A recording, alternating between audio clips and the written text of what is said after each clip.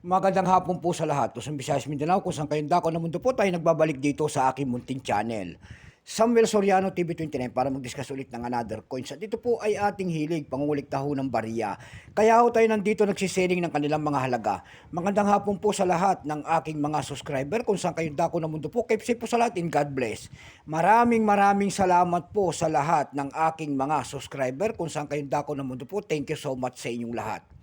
Yun naman pong mga nanonood po ng mga senior citizen dito sa aking munting channel. Ayan po. Kung saan kayong dako ng mundo po, keep safe po and God bless. Yun naman po nanonood doon sa aking FB page, Samuel Soriano. Ayan, lahat po ng aking mga nakapalo doon sa akin. Thank you so much. Yun naman po lahat ng kolektor. Ayan po at numismatis po. Ayan, kani may onahin po. Magandang hapon po, boss. At yun naman pong hindi pa po nakapag-subscribe dito sa aking munting channel at gusto nyo ang ganito mga topic po about coins, ayan. Aanyayahan ko sana kayo, baka pwedeng humingi sa inyo ng pabor. At malaking tulong na po yan sa aming mga vlogger, mga kolektor po ang inyong gagawin. Tulad ng pagpindot ng ating subscribe button, like and share para ma-update po kayo sa mga latest ko pang gagawin mga video po. Ang pag-usapan po natin ngayon ay pera po ng BSP.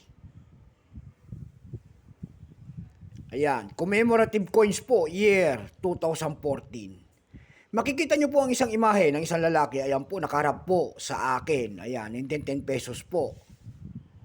Siya po ang dakila nating bayani na si Apolinario Mabini. Ayan. Commemorative coins po ito. Commemorative type. Ayan. Ayan po, 1864 hanggang 2014 po. Ayan, commemorative type. Huwag kayong makikipagpaniwala-paniwala sa mga ibang mga vlogger po na mahal ang ganito mga coins. At napakarami po ang inilabas ng ating Bangko Sentral sa mga ganito. Ayan, baka mamaya sabihin nila, bilhin nila ng 10,000. Nako po, Diyos ko po, sasabihin ko na lang sa inyo. Huwag po kayong magpapaniwala. Bago tayo magsimula sa ating talakayan, kilalanin mo muna natin siya. Ayan, issue po Philippines po, Period Republic 1946 up to date po. Type, circulating commemorative coins. Years 2014. Value nito 10 pesos po. Nakapaloob po ito sa BSP series. Currency piso. 1967 up to date po. Composition po nito by metallic nickel brass. Center in copper nickel ring. May bigat po itong 8.7 grams. May haba pong 26.5 mm. May kapal po naman itong 2.2 mm. Hugis po. Bilog orientation yan. May dal alignment. Number N-69959. Reference number KM-288. Ito pong year 2014 na ito na commemorative type, ito po ay no percent.